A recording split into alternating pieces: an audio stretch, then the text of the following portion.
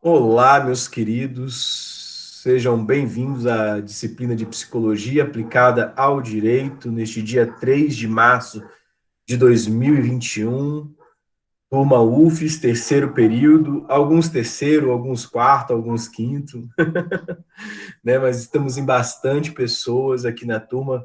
É um volume tão grande que eu olho aqui, 61, acho que não sei nem quantos a última vez eu olhei, assim, não lembro se nós estamos com uns 60 alunos mesmo, mas ainda assim que você esteja aqui só como ouvinte, seja muito bem-vindo mesmo, tá? É uma satisfação estar aqui com vocês, já tive a oportunidade de falar isso, que é algo que eu faço porque gosto de fazer, não entra no meu PIT, né, que é o Plano Individual de Trabalho do Professor Docente Federal, né, mas faço mesmo porque gosto, porque me sinto bem. Minha esposa fala assim, né, assim, vai gastar seu tempo com os seus meninos da UFES, quando eu estou muito enjoado em casa. Né? E se não bastasse as minhas aulas do mestrado no IFES, não bastasse a direção geral, né? Mas enfim, vamos lá. Não bastasse todas as atividades. Gente, Freud considera toda a psicanálise uma psicanálise social. A gente tem uma perspectiva no contemporâneo que é muito engraçada, né? Que a gente entende como se a psicologia ela fosse individual, que é eu, na minha subjetividade, na minha individualidade, construo a minha persona, construo a minha identidade, a minha personalidade, e agindo no mundo, vou vivendo e exercendo a minha função no mundo, o meu viver, e aí eu vou tendo traumas, mas e aí cada clínica é uma clínica, né? Então, o que significa isso? Né? Que há uma perspectiva de que cada pessoa vai ter que ser tratada na sua individualidade a partir da sua história de vida, da sua historicidade. Tá? O que Freud percebe é que existe um movimento da cultura na formação deste humano.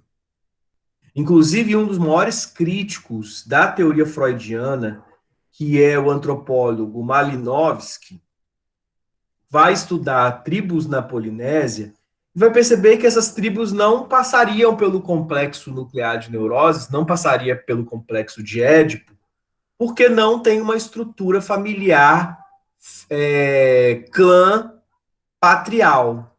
Então não tem um patriarcado.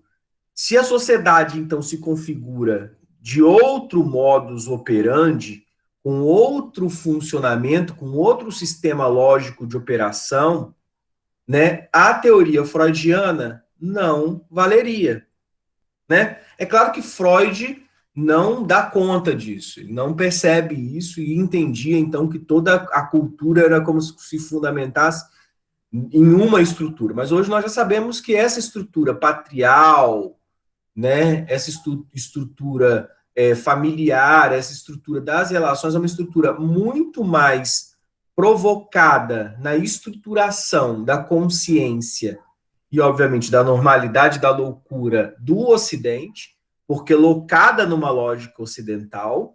E aí, quando eu digo uma lógica ocidental, eu estou falando da Europa para a América, né? Eu estou falando realmente nessa cartografia de ocidentalidade, mas óbvio que vão ter pontos de interseção e de encontro da cultura como fundada no Ocidente com também elementos orientais. Então, não significa que um japonês, ou um chinês, ou um tailandês não tenha complexo de Édipo, até porque também são sociedades patriarcais, são sociedades com um cunho de estruturação que tem as suas diferenças, mas que funciona mais ou menos como matriz comum humana, né?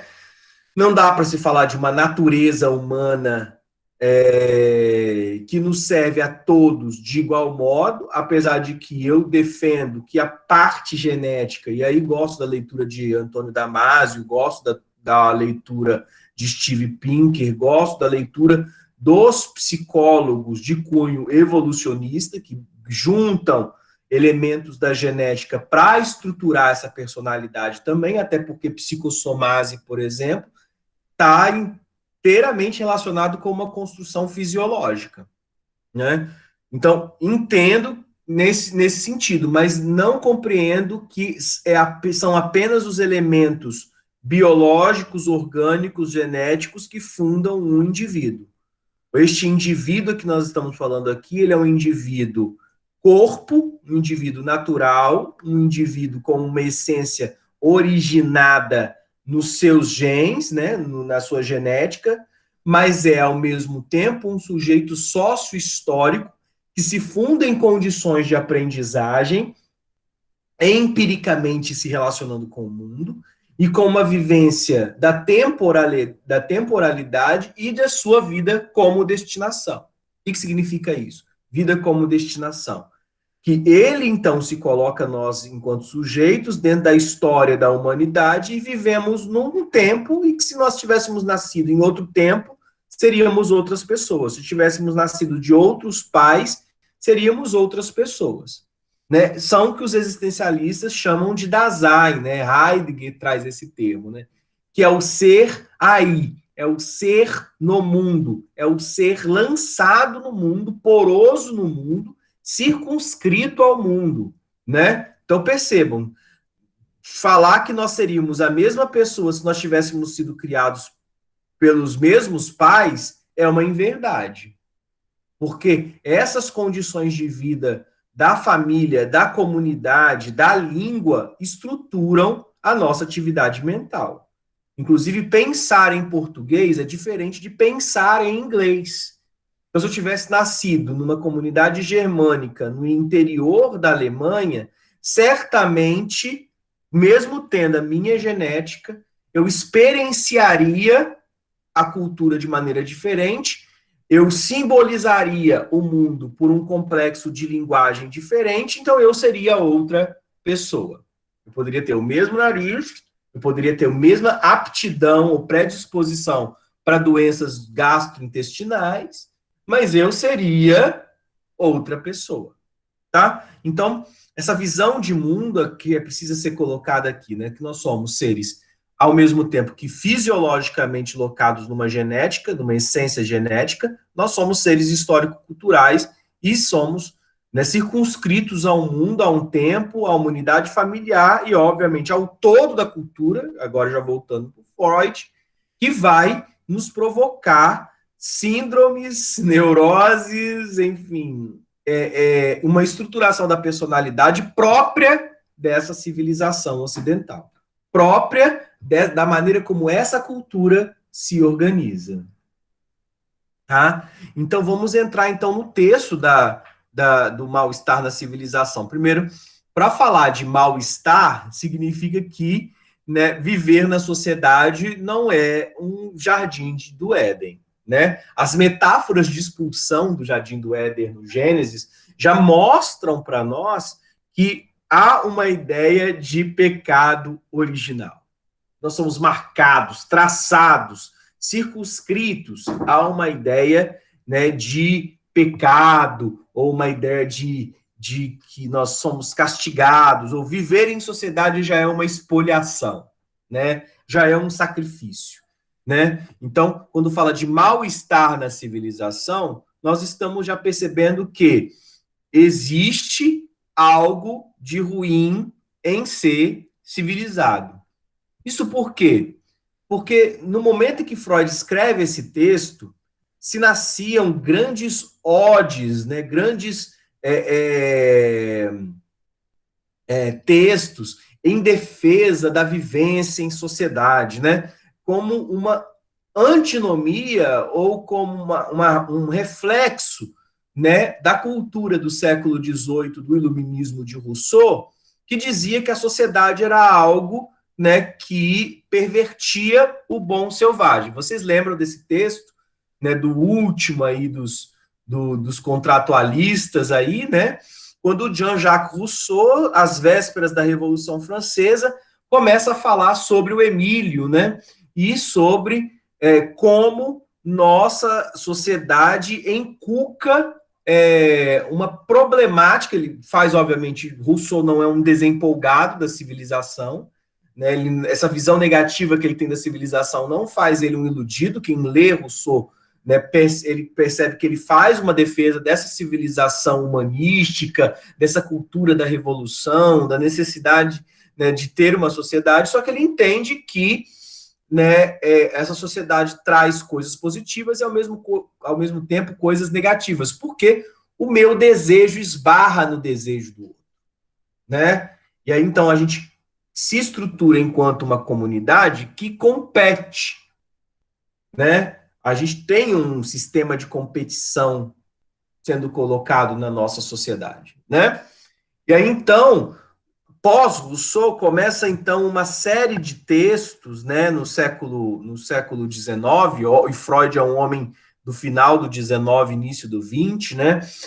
Freud vai dividir o tempo ali com Nietzsche, né? Nietzsche também, apesar de Nietzsche morre em 1900, né, que é um pessimista de mão cheia, né? E Freud escreve a interpretação dos sonhos em 1900, mas Freud consegue avançar aí, né, no tempo, né, até a primeira metade do século XX, mas é um homem que morre bem velhinho, mas é um homem que experienciou todas as fantasias de defesa da civilização e da sociedade que foram escritas por autores positivistas, né? Em especial Comte, né?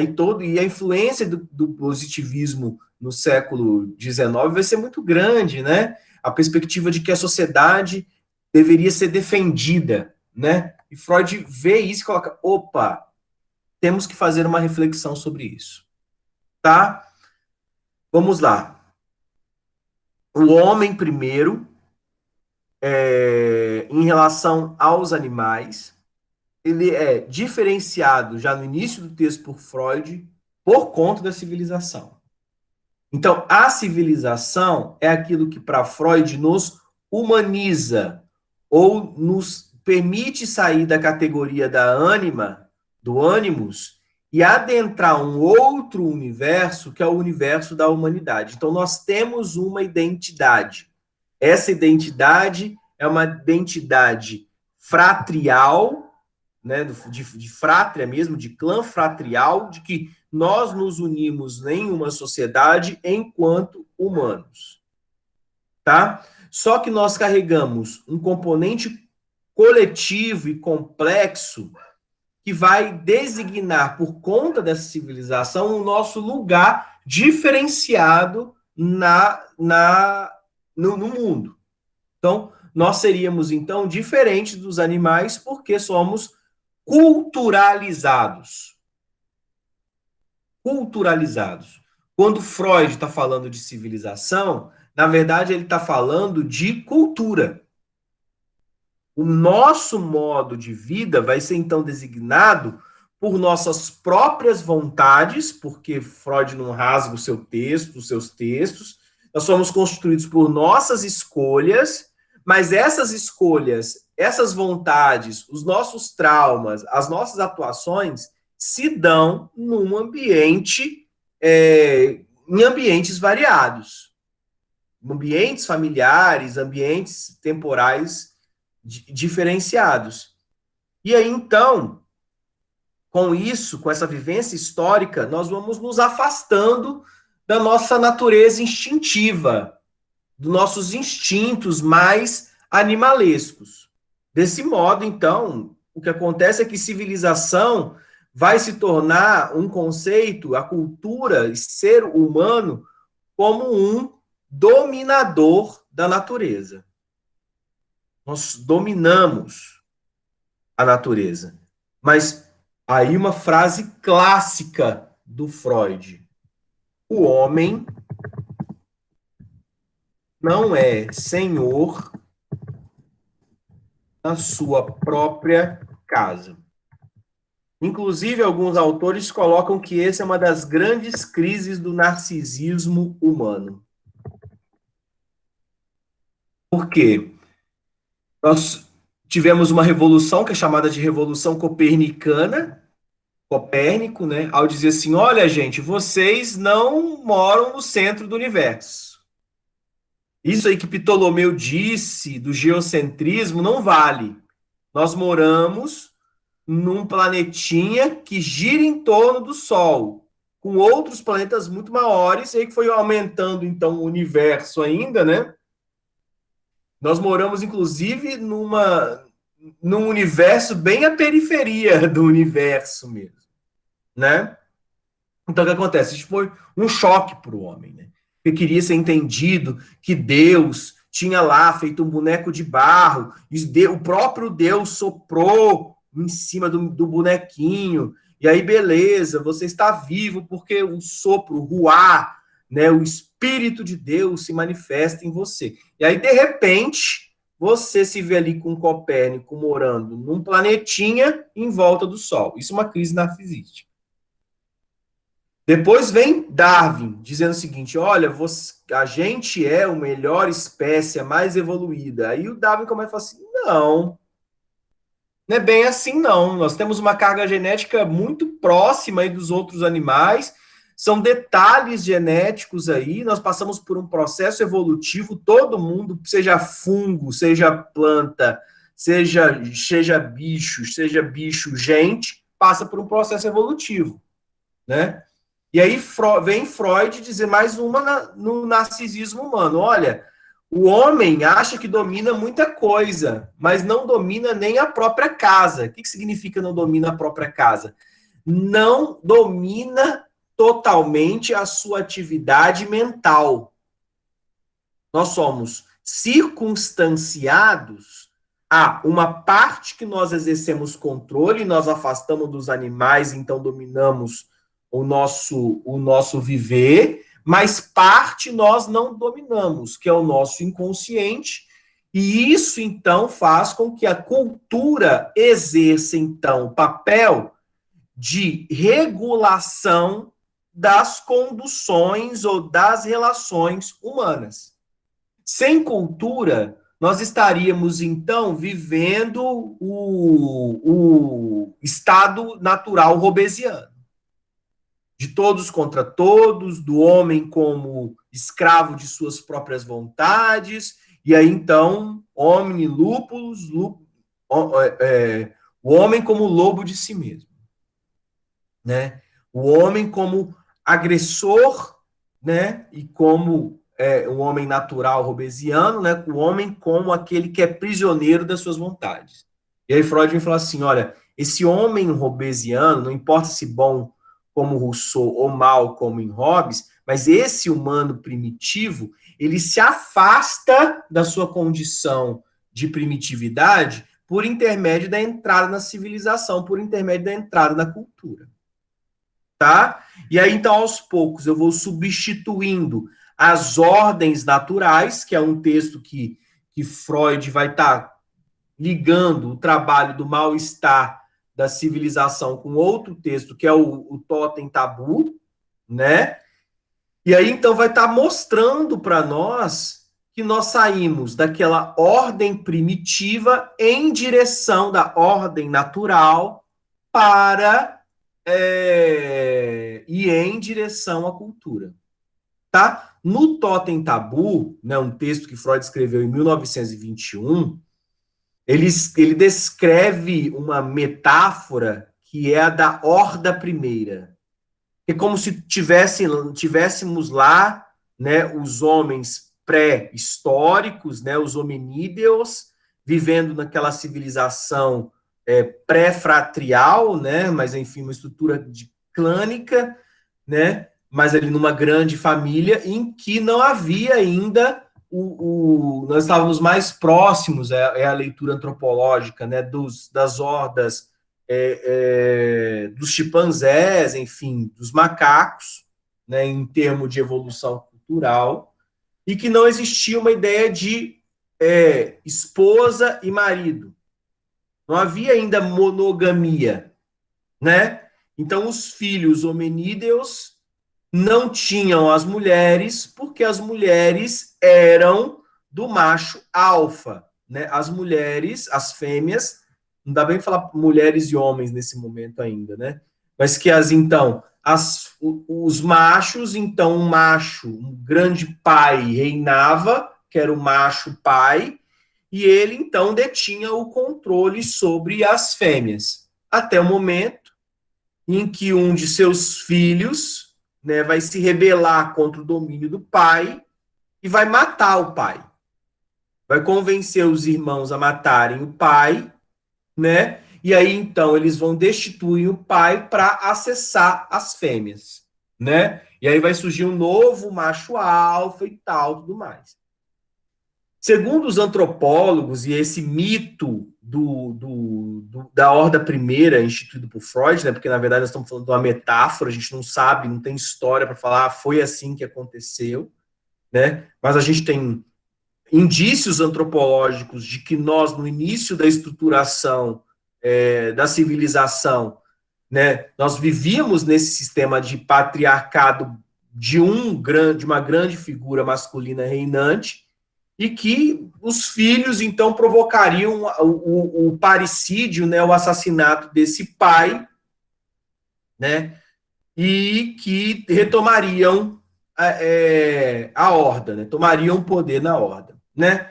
Quando a gente vê isso com algumas comunidades de orangotango, de macacos, a gente vê que é bem assim que acontece mesmo. Às vezes não tem o assassinato, né? Mas tem a expulsão da comunidade que vai provocar a morte desse macho alfa se ele não conseguir estabelecer em comunidade, porque eles precisam da comunidade para sobreviver.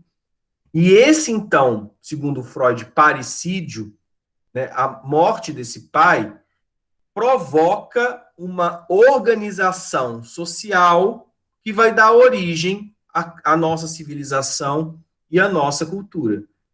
E o tabu, né, esse totem que é o pai que é caído, inaugura o tabu do incesto, que seria a primeira grande lei da sociedade, tá? Que o incesto, então, vai ser considerado, inclusive nos escritos primeiros da moralidade das religiões, como anticultural, ou anticivilizatório, ou uma prática antissocial. Então, é um grande tabu. Por mais que algumas civilizações, inclusive ocidentais, conservaram durante muito tempo a perda da virgindade, o ensino da sexualidade do filho por mães, isso são casos muito pontuais. Porque essa horda primeira que comete o parricídio, ela então, segundo o Freud, ela teria remorso por essa morte do pai. Esse remorso, então, do totem cria um tabu, né, do incesto, da primeira lei natural, né? Então, que não seria natural, né? Seria uma lei bem positivada, mesmo que não está escrito lá na tábua lá, mas ela está positivada dentro da estrutura da consciência, né? E então viver nessa sociedade era viver o peso das leis nutridas pela cultura. Então, nós então com os nossos instintos seríamos provocados no mal-estar justamente porque a cultura é a própria produtora deste mal-estar. Porque viver numa sociedade nos exige a produção de repressões às nossas pulsões. Viver, então, é recalcar e reprimir as nossas condições naturais ou instintivas do próprio viver. Eu quero, mas não posso. A maior parte dos traumas clínicos, inclusive, da pessoa de procurar uma terapia, se dão nesse circuito. Eu já sou terapeuta há muitos anos, né? E posso dizer já quase 2 décadas, né? Então, e o que acontece? A experiência da escuta no consultório tem evidenciado a correção freudiana, o acerto freudiano. Por quê? Porque nós percebemos que, pela escuta clínica, que a maioria das queixas trazidas pelos pacientes, né? Enfim, e aí o que vai gerar depressão, vai gerar mal-estar, vai gerar, né, problemas do viver bem a vida e feliz, se organizam a partir dessa ideia de que eu quero, mas não posso. Eu quero uma mãe que faça isso, isso e aquilo, que me diga isso e aquilo. Eu quero um pai que me diga isso, isso e aquilo. Eu gostaria de poder dizer, eu gostaria de poder falar, eu gostaria de estar mais empoderado de mim mesmo, eu queria ter outras atitudes frente aos meus amigos. Eu sou dependente da opinião dos outros e não consigo circunstanciar o meu querer de maneira plena, porque eu sempre acabo me pegando querendo o que os outros querem. Eu me dou de sobremaneira e me perco na relação, eu não sei nem mais quem eu sou, porque o meu querer é afetado pelo querer do outro, e aí eu me vejo sem querer e despotencializado.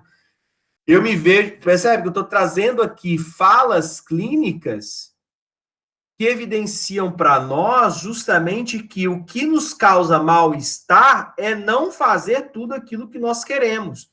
E realmente não podemos fazer tudo o que queremos, porque se fazemos tudo o que queremos, nós vamos ser colocados, como o Goffman diz, né, no presídio, e aí o campo do direito está aqui para isso, né, como um artefato da cultura criado, né, não só o direito positivado, mas o castigo da cadeia, da prisão, da perda de liberdade, para que as pessoas andem na linha e vivam de acordo com as inculcações da cultura.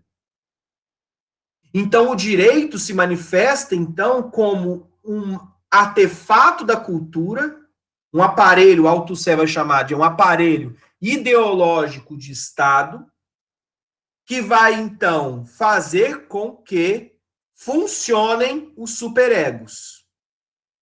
Funcione a estrutura do remorso. E que seja, então, recalcado o desejo para além dos limites da lei.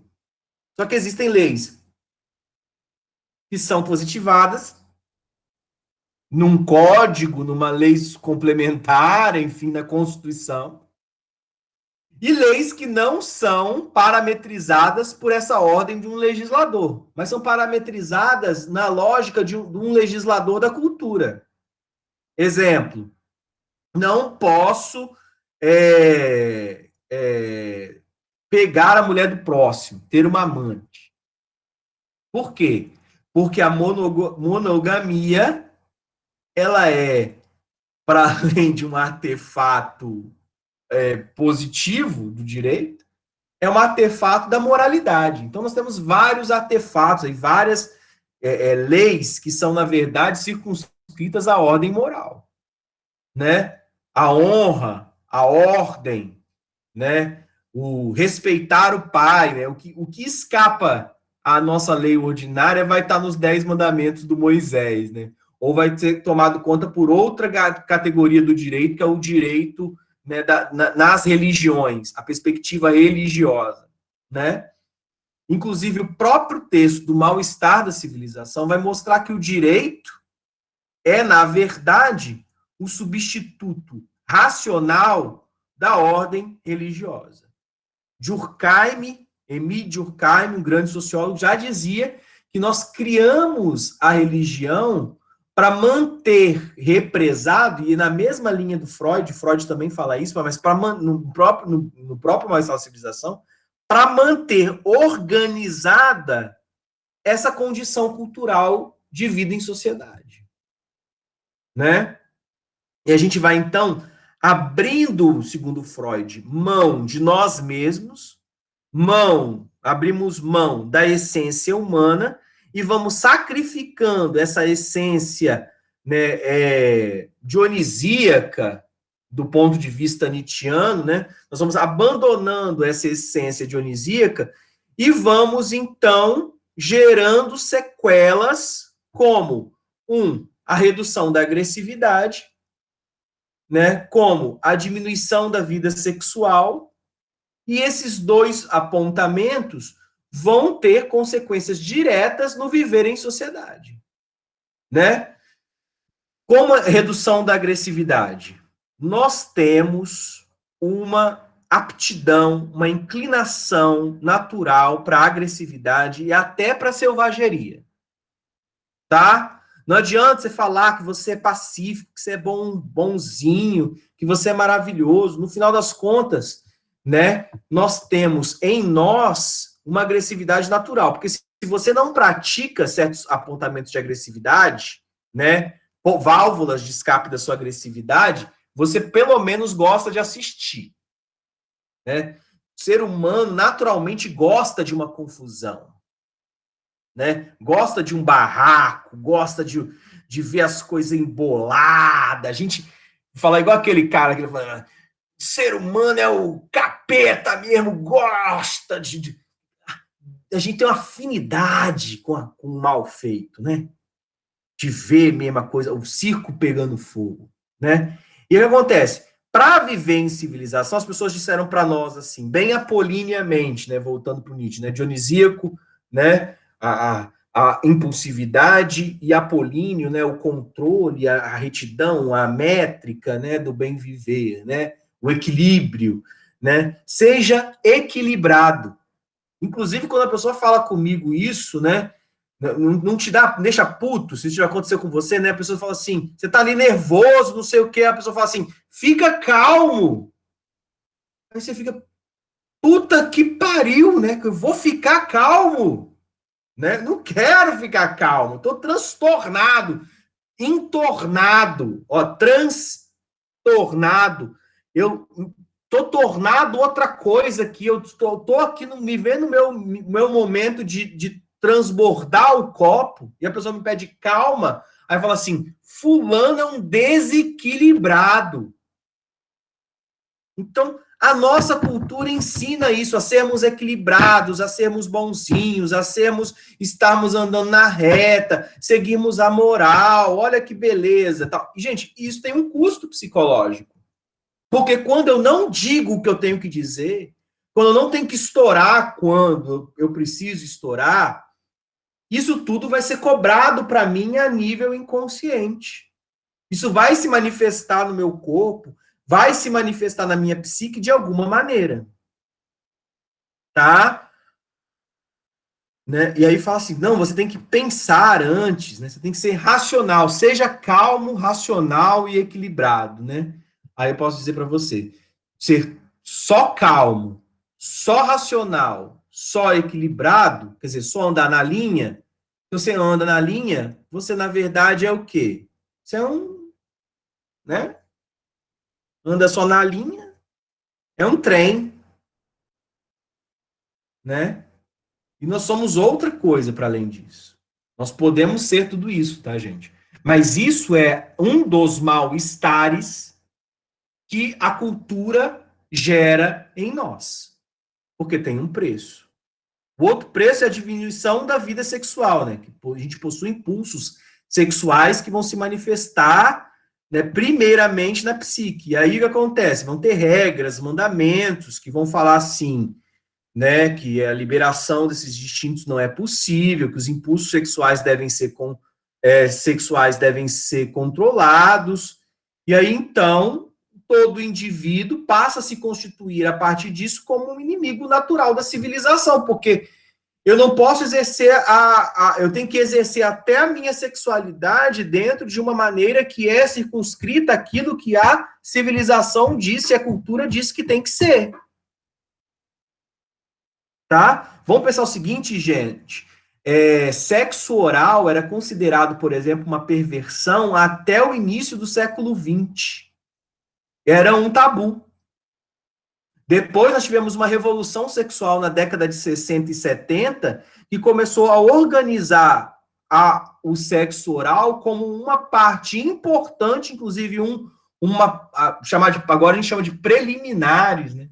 Uma parte importante da sexualidade, do exercimento da genitalidade, da relação sexual, tem que ter uma parte oral, né? Isso é colocado, então,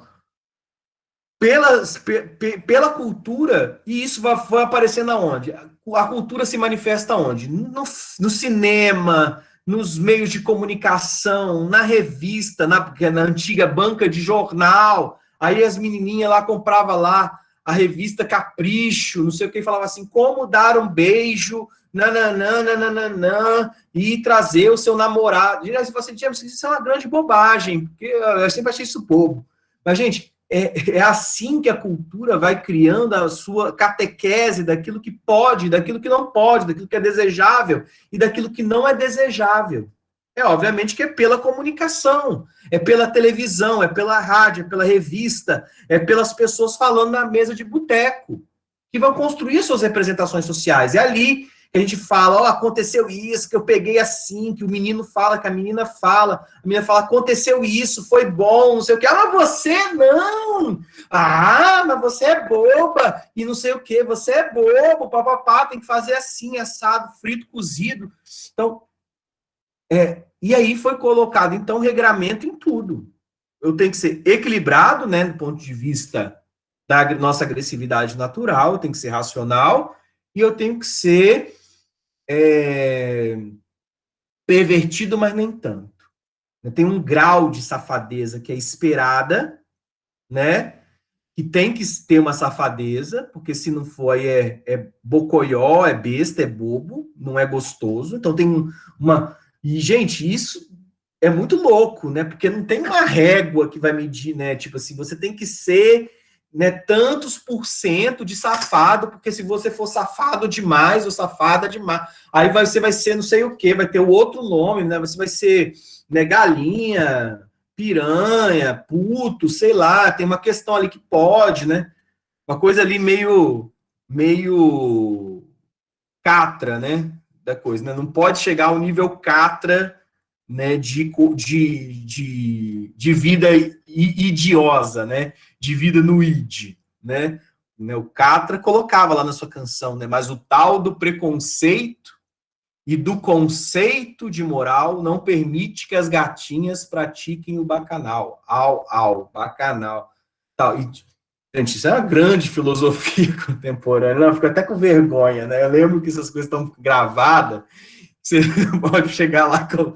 Pelo amor de Deus, né? Na citação, grande citação aqui do filósofo, eu citei Durkheim, Nietzsche, né? Uma coisa toda cultural de Freud, né? Pensando em dominação da cultura, igual como Marx, eu falo de Comte, falo de tanta gente, né? Se tem os psicólogos evolucionistas, Rousseau, e aí a gente chega aqui, né, no final do nosso momento aqui falando de DJ Catra, né? Enfim, mas já faleceu, então, né, pode até ser citado mesmo.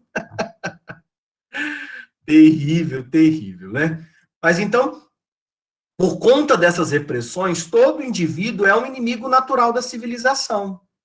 Então, ele deixa bem claro que todos nós vamos ter movimentos inerentes à destruição, à anticultura, à antissociabilidade, que a gente vai tentar buscar perverter a ordem cultural para resgatar um pouco o sentimento de liberdade, né? Para substituir esse sentimento de comunidade e, obviamente, ter os nossos pequenos deslizes.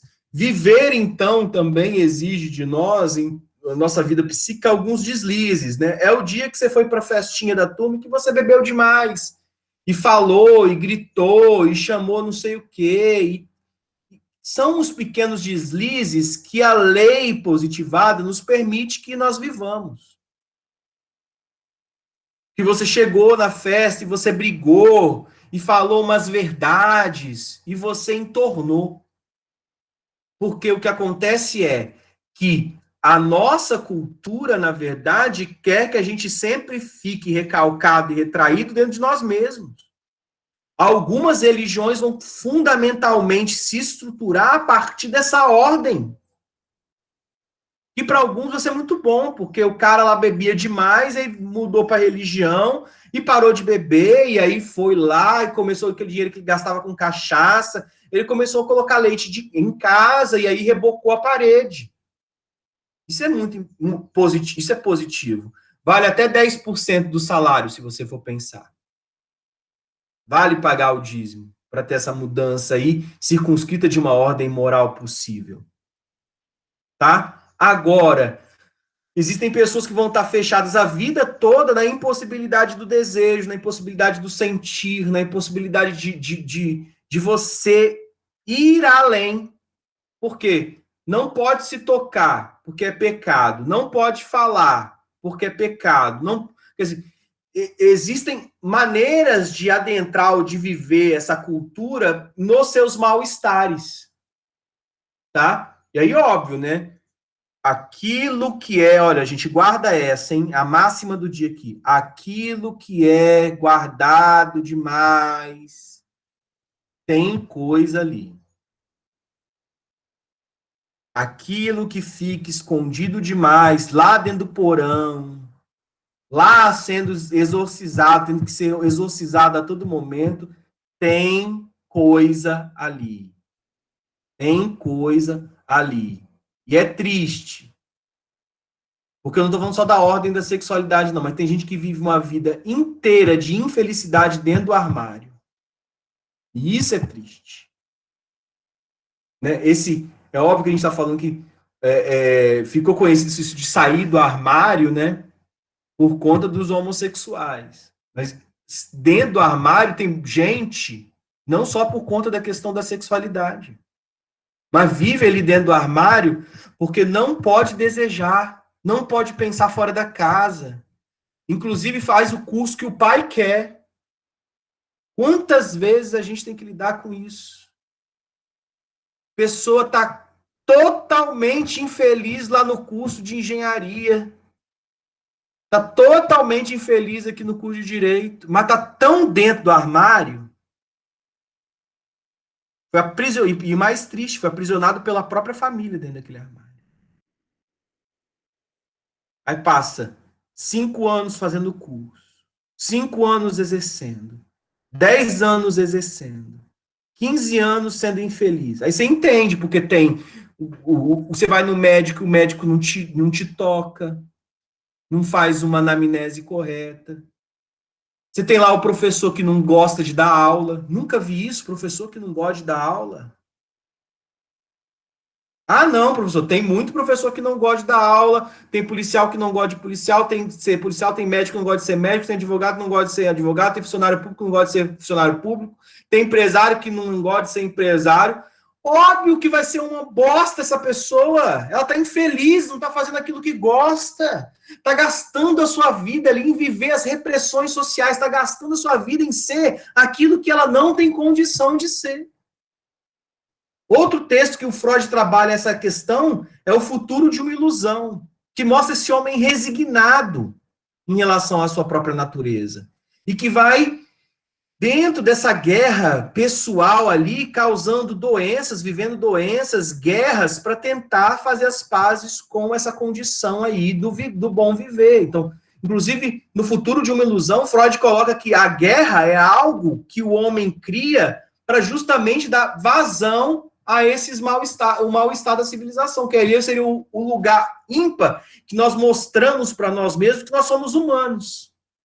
E aí acaba acontecendo de tempos em tempos, inventa uma história, uma questão econômica, a indústria bélica, mas o lance é que a guerra é a visão nua e crua do que é o homem no seu estado de natureza, do que é o homem em sua condição psíquica.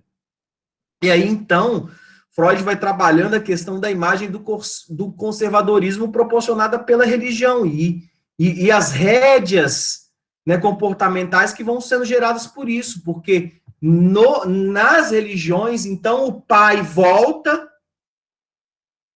ele reaparece, e aí ele reaparece da seguinte maneira, como o pai que precisa, então, reestabelecer a ordem com seus filhos, fazer as pazes. E o filho, então, por conta do parricídio lá da ordem primeiro, começa a colocar flores, começa a colocar frutos, dá o seu cadinho e dá a sua obediência a um pai, né, superior. Mas então, no texto, então, do mal-estar, a gente vai se dando conta, então, das rédeas comportamentais que nós somos circunscritos, do sistema de freios e contramedidas de freios e pesos que a gente vai sendo colocado para a gente viver esse sistema. Tá? E, obviamente, que isso vai causar o quê? Fatores de sofrimento humano, né? Independente de quais são as dores individuais, o sofrimento humano vai se originar nas mesmas fontes, segundo Freud, que são as fontes da perda da liberdade e do recalque, da repressão. E aí, em 3 momentos, em 3 espaços, isso vai ficar muito claro. No corpo, por desequilíbrios físicos e psíquicos, nas doenças psicossomáticas, nós já falamos sobre isso. Nos relacionamentos, que é a falta de expectativa ou a grande expectativa que eu tenho com relação aos outros. Então, eu construo uma imagem de mãe ideal, de pai ideal, de namorado ideal, de namorado ideal, de irmão ideal, e sofro porque não é aquilo que eu esperava ser, tá? E, obviamente, do mundo externo. Relacionamentos, as nossas tendências pessoais podem se confrontar com as regras do mundo. E aí eu vou falar assim: o mundo é injusto, o mundo não me acolhe, o mundo não gosta de mim. E, óbvio, eu vou vivendo um sistema de culpas, de culpa provocada por esse medo constante do superego que me denuncia e que me aponta que eu não sou bom o suficiente. O mal-estar da civilização, então, apresenta para nós as questões, né, negativas desse viver em sociedade como diretriz humana, porque nós vivemos uma diretriz humana e nos sentimos culpados por viver nessa sociedade. Só que o texto não termina assim de maneira pesada, né? Freud acaba nos mostrando o quê? Que nós temos que ressignificar a nossa vida. Que essas raízes mentais dos problemas que são originados da cultura devem ser condicionados em nós por ressignificar a maneira que nós vivemos.